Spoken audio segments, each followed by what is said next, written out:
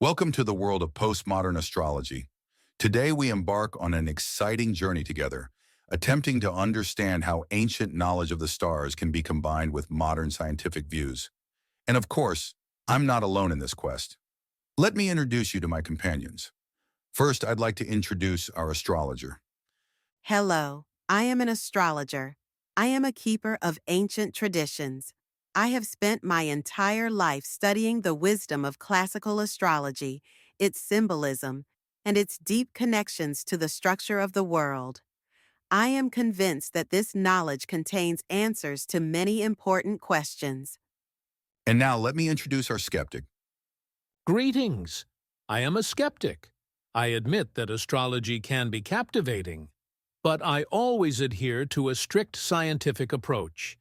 Any statements must be supported by evidence, and I have many questions regarding the scientific validity of this knowledge. Excellent. Now that we've met, I suggest we move on to the main topic. Since ancient times, humanity has looked to the sky, trying to unravel the mysteries of the stars and their influence on our lives.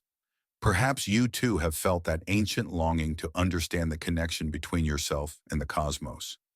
This is our dialogue, where we will attempt to rethink the ancient teachings of astrology in light of modern scientific knowledge. On this path, we will be accompanied by different points of view. This is not a monologue by one author, but rather a lively discussion where different points of view, beliefs, and doubts collide. And now our first dialogue begins.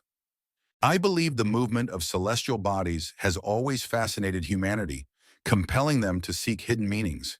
This is how astrology was born, an ancient teaching that has gone a long way from myths and legends to modern attempts at scientific substantiation. Heh, yes. A long journey from delusions to delusions, if you ask me. Allow me to doubt the scientific validity of such studies. One should not be so quick to dismiss what has been tested over centuries. Astrology is not just divination, it is a complex system of symbols reflecting deep interconnections. It is about these interconnections that we will talk about in our discussion. We will not blindly follow dogmas or deny everything outright. We will embark on a journey to the origins of astrology to separate the grains of truth from the mythological fog. I will introduce you to postmodern astrology, a system that considers the influence of planets not as magic, but as a real interaction within the framework of the laws of the universe. Our journey begins in ancient times, in the cradle of civilization. Humanity has always felt a mysterious connection between the movement of celestial bodies and earthly events.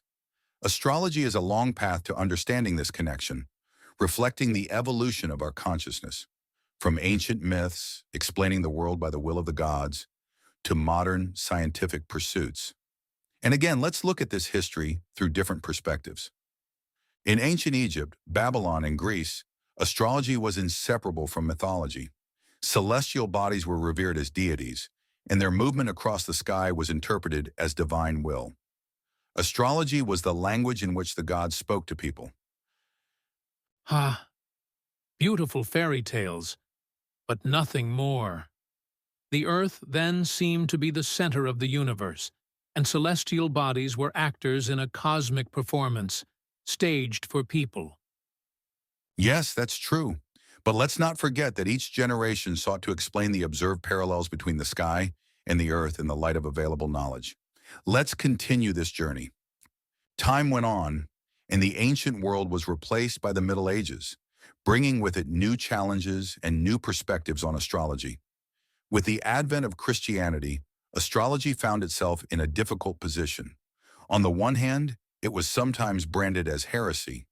On the other hand, attempts were made to fit it into the Christian worldview. Were not the Magi who came to worship the infant Jesus astrologers, led by the Star of Bethlehem? At this time, Arab scholars carefully preserved and developed the legacy of antiquity. The famous Almagest by Ptolemy became a desk book for both astronomers and astrologers for many centuries. The Renaissance, with its thirst for knowledge and return to ancient ideals, revived interest in astrology. But in the same period, the scientific method was born, gradually undermining the foundation on which astrological constructions were based. We can't deny the wisdom of the ancients. They carefully studied the heavens and created a complex system of knowledge based on observation and symbols. This system still has meaning for many people, pointing to important patterns. Heh. Carefully observed and drew wrong conclusions. Do you consider the flat Earth an observation? That gods control the planets is also an observation. It is not attentiveness, but rather making it up and being gullible.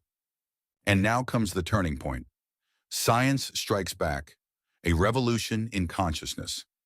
Nicholas Copernicus, by placing the sun at the center of the solar system, made a revolution not only in astronomy, but also in the worldview of humanity.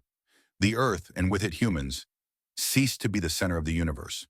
The discoveries of Galileo, the laws of planetary motion by Kepler, and finally Newton's theory of universal gravitation, all this created a new, scientific picture of the world. Gravity, not divine will, governed the movement of planets. Charles Darwin showed that man is the crown of evolution, not a divine creation. Astrology seemed doomed. It retreated to the margins of intellectual life, turning into a parlor game. The age of modernity, with its cult of reason and science, left no room for ancient myths. But the 20th century, with its upheavals, world wars, and crisis of rationalism, unexpectedly opened new possibilities for astrology. Carl Gustav Jung introduced the concept of archetypes into psychology, universal images of the collective unconscious.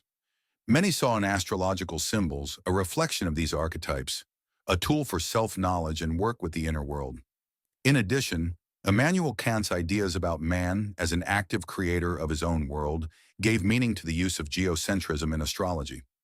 And now astrology has regained popularity, but in a new guise. Humanistic astrology, astropsychology, these directions do not focus on fatalistic predictions, but on revealing the potential of the individual, understanding the psychological characteristics of a person. However, despite the interest in psychology and the reinterpretation of the role of the astrologer, the basis of astrology still rested on mythological principles. Planets and zodiac signs continued to be associated with gods or manifestations of higher entities, and their influence was interpreted through the prism of ancient images. Throughout history, our understanding of planetary motion has evolved significantly, providing a useful analogy for the development of astrological theory. Let's consider three key stages. First, the geocentric model. Although Ptolemy started from a mistaken understanding of the cosmos, considering the Earth the center and not knowing of its rotation around the sun, he developed a system of mathematical formulas that could approximately predict the position of planets. This shows that even with an incorrect idea of the universe, it is possible to create a system with significant predictive power. Second, the law of universal gravitation. Newton, knowing that the Earth is round and revolves around the sun, formulated his theory of gravity. This revolutionary concept provided a much more accurate basis for calculating the motion of planets. Later, Euler further improved these calculations, although a small margin of error still remained. Third, the general theory of relativity. Einstein's revolutionary work showed that gravity is not a force, as Newton had assumed, but the curvature of space-time caused by mass and energy. This revolutionary perspective finally provided formulas that could calculate the position of planets with exceptional accuracy, effectively eliminating previous discrepancies. These three stages illustrate the concept of equivalence in scientific theories. Although each model provided means for calculating the motion of planets, their accuracy increased as our understanding of the fundamental principles became more objective and refined. Think about this. Just as our understanding of planetary motion became more precise with the development of science, can't astrology, freed from outdated ideas, find new, more objective foundations? So we stand on the threshold of a new era in the understanding of the stars, an era where ancient wisdom meets the latest achievements of science, giving birth to postmodern astrology, an approach ready to rethink our place in the universe. It was at the end of the 20th, beginning of the 21st century that a fundamentally new approach to astrology emerged, striving to free itself from mythological heritage and integrate with modern scientific concepts. Einstein's theory of relativity overturned our understanding of space and time, and quantum physics showed that reality is not as unambiguous as it seemed before. For example, the Heisenberg uncertainty principle and the concept of quantum entanglement open up the possibility of theoretically substantiating the interconnection of seemingly remote events, which is consonant with the basic principles of astrology.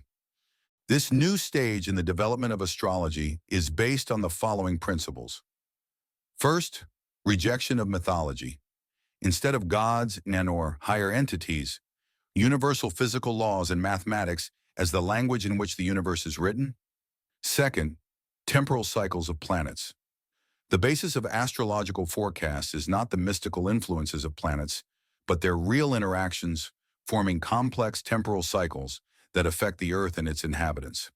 Third, theory of relativity and quantum mechanics as theoretical basis. The postulates of quantum physics, such as the principle of superposition and wave collapse, are used to explain the mechanisms of astrological prediction. Fourth, systemic approach. The solar system is a single, interconnected, quantum-entangled system where changes in one part of the system have an impact on others. Each human being is also part of the system and by definition is not exempt from its influence.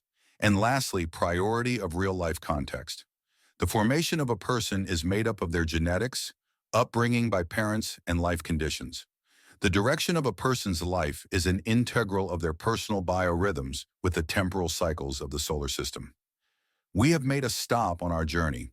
In our next conversation, we will look into the introduction of coordinate systems for positioning a person in space, namely the zodiac and houses. See you soon.